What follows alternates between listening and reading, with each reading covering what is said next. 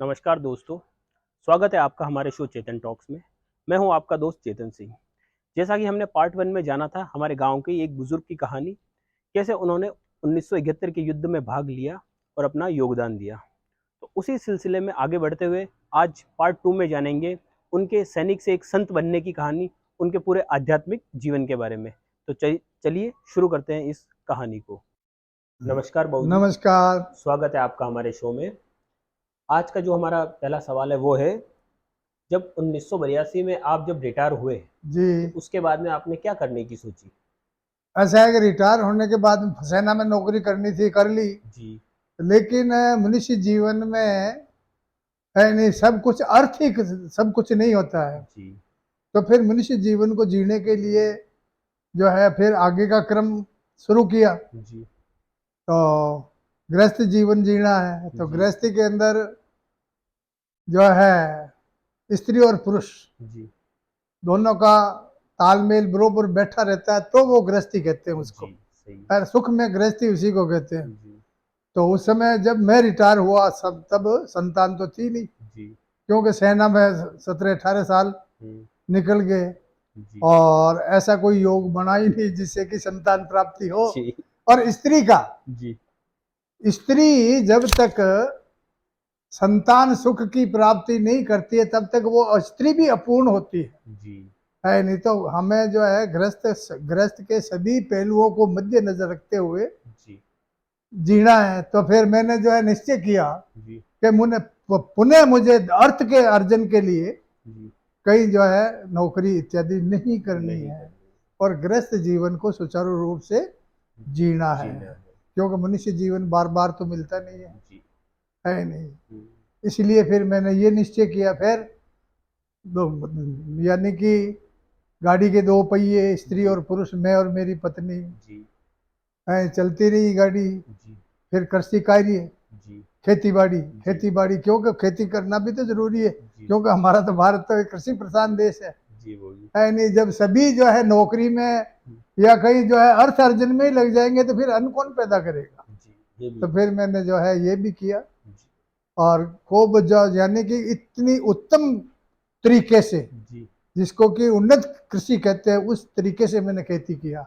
यानी कि कृषि विभाग से भी जी, मार्गदर्शन लेता रहा जी, और बहुत ही अच्छे ढंग से फिर संतानें भी होती रही। जी, चलते चलते चलते चलते जो है गाड़ी आगे बढ़ती बढ़ती रही, रही। फिर संतानें भी होती रही, उनका जी, परवरिश भी करता रहा। हुँ, यानी कि जैसे जैसे संतानें पैदा हुई, तो जी, माता पिता का कर्तव्य होता है कि जो संतान पैदा किए तो उसको जो है उसका परवरिश हुँ, ढंग से करे, तो नहीं तो फिर जैसे कहते हैं ना कि भ्रष्ट। जी, तो माता पिता भी भ्रष्ट होते हैं। हुँ, केवल संतान पैदा कर लेना ही सब कुछ नहीं है। जी, जिस जो हमने खेत में बीज बोया है उसकी परवरिश करे तो हम जो है सही किसान है या गृहस्थी है। जी, तो नहीं तो माता पिता अपने संतान के प्रति ध्यान नहीं देता तो माता पिता भी भ्रष्ट जी, है नहीं। इसलिए मैंने, उचित बात है। मेरा दायित्व जो था हुँ, संतान के प्रति और गृहस्थी के प्रति, जी, वो मैंने जो है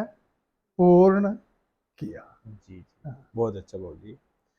तो उसके बाद में आपके जीवन में आध्यात्मिक की शुरुआत कैसे हुई? किसी आध्यात्मिक विचारधारा तो मेरी बचपन से ही थी। जी, अच्छा, बचपन से ही क्यों थी, हुँ, यानी हमारे पौराणिक मान्यताओं के अनुसार जी, कहते हैं कि जिस 3 प्रकार के कर्म होते हैं। जी, प्रारब्ध कर्म, प्रारब्ध कर्म, फिर ठीक, जो अब कर रहे हैं उसको कहते हैं क्रियामान कर्म, क्रियामान कर्म, और फिर जो फिर सिंचित कर्म। सिंचित कर्म, 3 प्रकार के कर्म है। तो जब जी, जब कभी हम आगे मनुष्य जीवन में थे, जी, तब हमने जो शुभ और अशुभ कर्म किए जी, उनका कर्म फल भोगना बाकी शेष था। जी, तो फिर अब जब हम इस मनुष्य जीवन में आए तब भी वो साथ में और कर्म फल भोगना शेष था। इसीलिए कहीं हो सकता है अगले जन्म में मैं जब कभी मनुष्य था जी, तो मैंने अच्छे कर्म किए, ईश्वर का आराधना भक्ति की,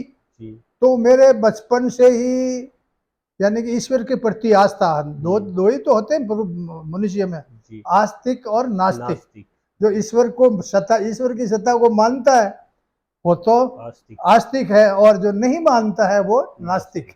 जी। तो फिर बचपन से ही थी। जब सेना में भर्ती हुए जी। तब वहाँ पर ऐसा संयोग बना जो मुझे एक गुरु महाराज की प्राप्ति हुई, वो भी फौजी था। जी। जब हम ट्रेनिंग में इकट्ठे हुए जी। तो वो अलग ही उसकी जीवन शैली इत्यादि सब अलग से थी, तो मैं उससे प्रभावित हुआ जी। कि भाई ये व्यक्ति सबसे भिन्न है, जी। तो क्यों है। फिर उसके जो मैंने दिनचर्या को देखा तो वो आध्यात्मिक विचारधारा में बहुत गहनता से वो जो है उनके विचार थे। जी। फिर उनका सानिध्य किया, जी। फिर उन्होंने मेरे को मार्गदर्शन किया, और फिर ट्रेनिंग सेंटर में ही गीता प्रेस गोरखपुर से उन्होंने कुछ शास्त्र मेरे को दिए, मंगा करके बाई जी। डाक, बीपी से। अब तो बीपी आजकल तो पता नहीं और भी कई कई वो हो गए हैं, लेकिन उस समय जो है चिट्ठी लिखो और जो बाई पोस्ट बीपी आएगी और उसको पैसे देके छुड़ाओ, वो था। जी। तो शास्त्र आए, फिर पर्जन करता रहा। फौज में भी खूब आध्यात्मिक विचारधारा से ही जिया, जी। और शास्त्रों का अध्ययन भी किया, जी। और जो सेना का कर्तव्य होता है एक सैनिक का, वो उसको भी निभाया। ऐसे करके वो पूरा हुआ। जी। जी। जी। जैसे आपने अध्यात्म का रास्ता चुना, हाँ। आपने कब कि आपके ट्रेनिंग के टाइम एक गुरुजी मिले थे, तो जैसे आपने अध्यात्म को ग्रहण किया, उसके बाद आपके जीवन में क्या सकारात्मक बदलाव हुए? ओहो, जी। यानी कि मेरा जीवन ही यानी कि एक अन्य मनुष्य से भिन्न हो गया, जी, कैसे? क्योंकि उनके खाना पीना रहना उठना बैठना सोना यानी कि दिनचर्या जी। अच्छा। एक सैनिक के साथ साथ मैंने मेरी जीवनचर्या को जी। जो है अन्य से भिन्न कर लिया। जैसे सात्विक आहार, सेना के अंदर तो यानी कि तामसी आहार ही तकरीबन मिलता है, जी। लेकिन उनकी प्रेरणा से मैंने सात्विक आहार ऐसा क्यों किया, जी। क्योंकि हमारे पौराणिक मान्यताओं के अनुसार जी। ऐसा माना जाता है हम्म। कि जैसा हम खाते हैं उसी प्रकार का हमारा अंतःकरण मन बुद्धि चित्त बनता है। जी। हम जो खाते हैं हम्म। है नहीं, उसको उस बख्श जी। उस भोजन से ही हमारे अंदर जो विचार बनते हैं। अच्छा खाओगे उत्तम खाओगे, सात्विक खाओगे तो सात्विक विचारधारा आएगी, जी।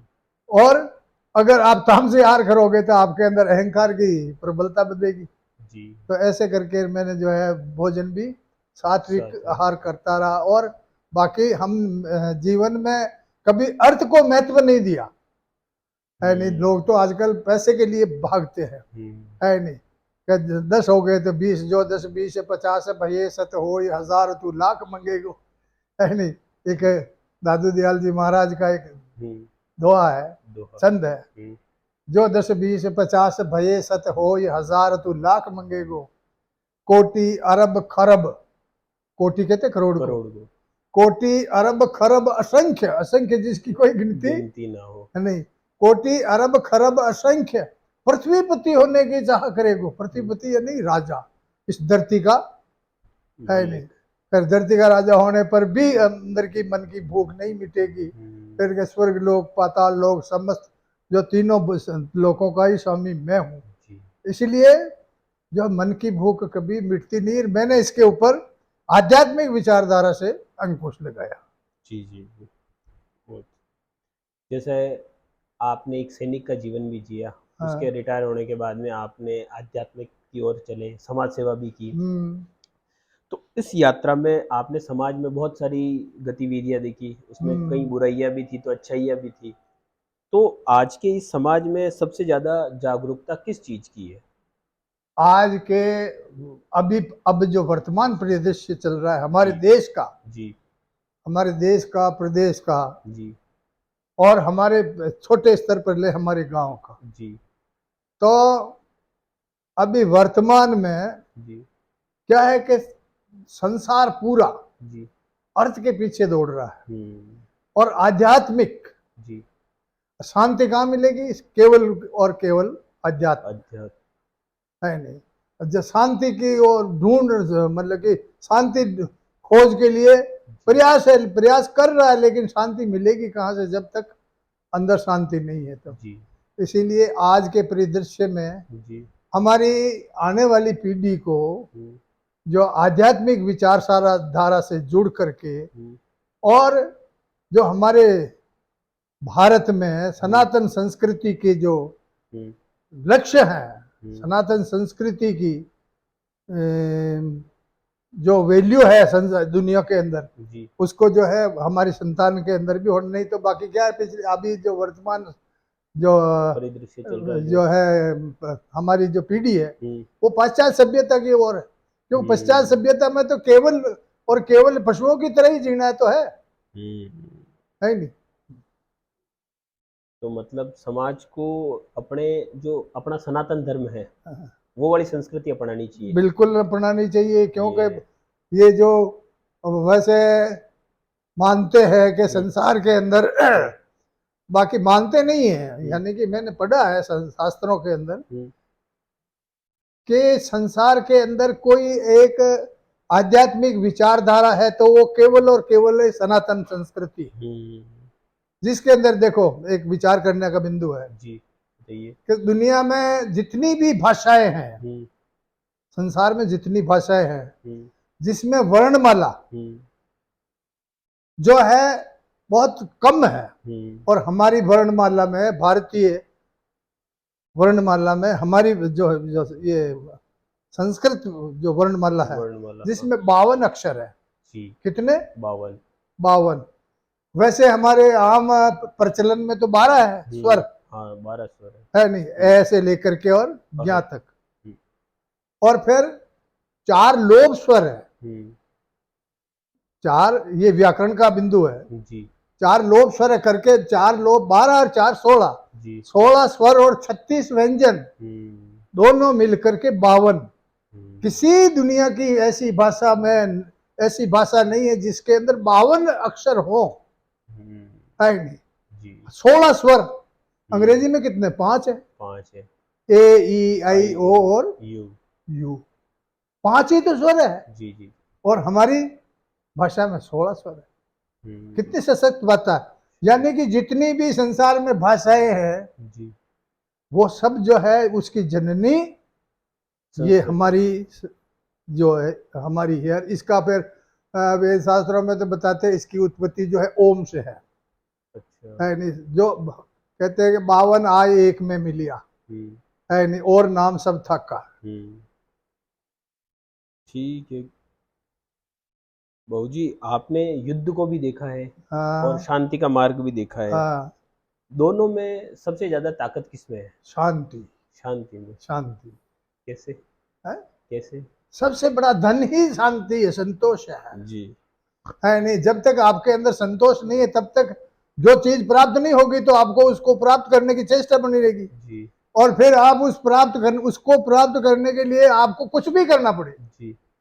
है उचित और अनुचित ये आप भूल जाएंगे और आप उसको प्राप्त करने की ही चेष्टा करेंगे। इसीलिए सबसे बड़ी है शांति जी।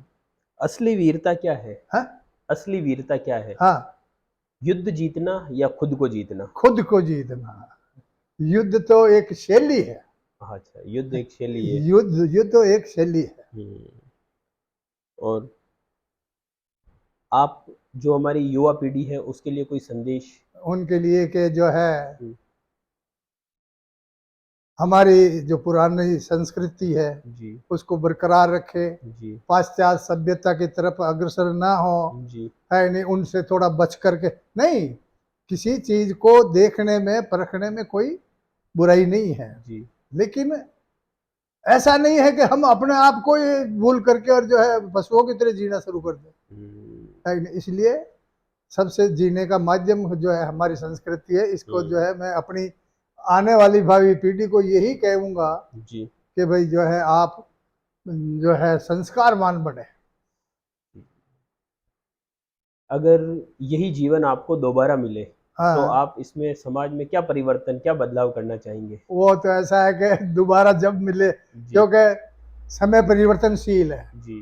त्रेता सतयुग में संस्कृति कुछ और थी जी, सतयुग में संस्कृति कुछ और थी जी, त्रेता में कुछ और, द्वापर में कुछ और, अब कलयुग में कुछ और। अब तो अभी तो बिल्कुल ही उल्टा हो रहा जी है नहीं? तो जब अवतरण होता है मनुष्य का इस पृथ्वी पर, तो उस जी समय धरती पर क्या चल रहा है, उस हिसाब से जीवन शैली बनती जी जी जी। एक इंसानियत का असली मतलब क्या होता है? है? इंसानियत का असली मतलब। इंसान तो ये भाषा, यानी कि इंसान, इंसान तो कौन सी भाषा का शब्द है ये?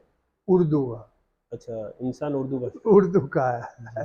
और हम कहेंगे मानवता, मानवता। है नहीं? यानी कि हमारी शुद्ध सही भाषा में कहते हैं जिसके मानव। अंदर मानवता है वो मनुष्य है। हम्म।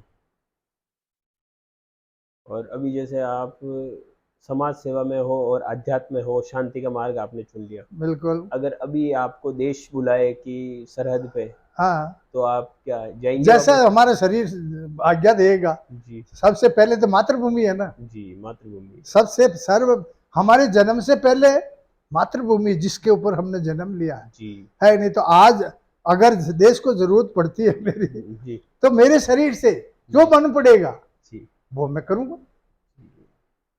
ठीक है बाबू जी। अभी हमारे क्या जो छोटे छोटे सवाल है, हाँ 5-6 रैपिड फायर क्वेश्चन है, जिससे भी मैं आपको पूछूं, आपकी जो इंस्टेंट हाँ, ठीक है। मस्तिष्क में आता हो आप बताइएगा हाँ ना। ठीक है। ठीक है। मेरा सबसे पहला ये है कि लोग आपको किस रूप में याद रखे, एक सैनिक या संत?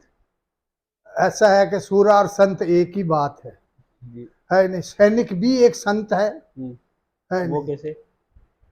सूरा संत को एक मतो है, कर देखो निर्धार, जी। पकड़ी टेक कभी नहीं छोड़े, पल पल बारंबार फकीरी, निर्भय निरंतर जान। तो इसका यानी कि मतलब? सूरा और संत का लक्ष्य एक है। हम्म। यानी कि सूरा का लक्ष्य होता है कि उस धर्म युद्ध को जीतना, जी।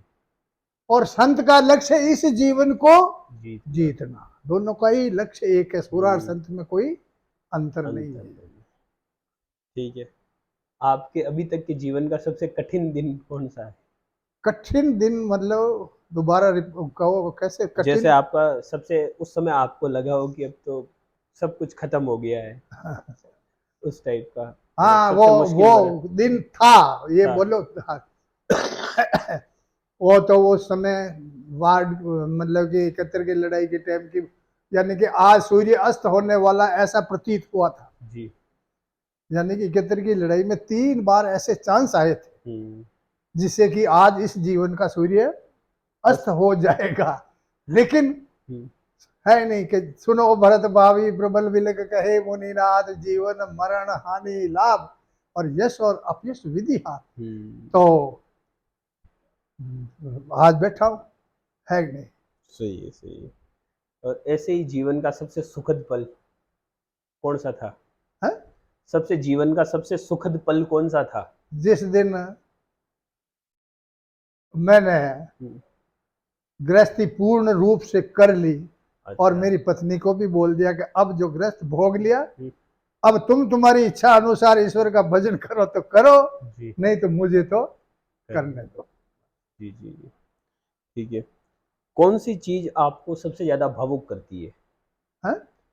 कौन सी चीज आपके जीवन की जो आपको सबसे ज्यादा भावुक करती है? कौन सी चीज भावुक करती जी है नहीं? जो आज जो अहिंसा का वातावरण है, ये सबसे जी। मुझे भावुक करता है। जो आज अहिंसा। के युग में अहिंसा का वातावरण। जी। अगर जीवन को आप एक शब्द में कहना चाहो तो कैसे कहेंगे? जीवन को, एक शब्द में कहना चाहे, एक हाँ, शब्द में उसकी परिभाषा, जीवन क्या सुंदर है? यात्रा।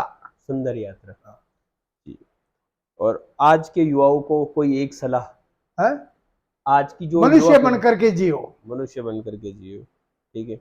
आपकी सबसे बड़ी सीख क्या है जो आपने अपने जीवन से सीखी है और वही आप लोगों के साथ साझा करना चाहते हो? एक सीख। हाँ, दोबारा कहो कैसे?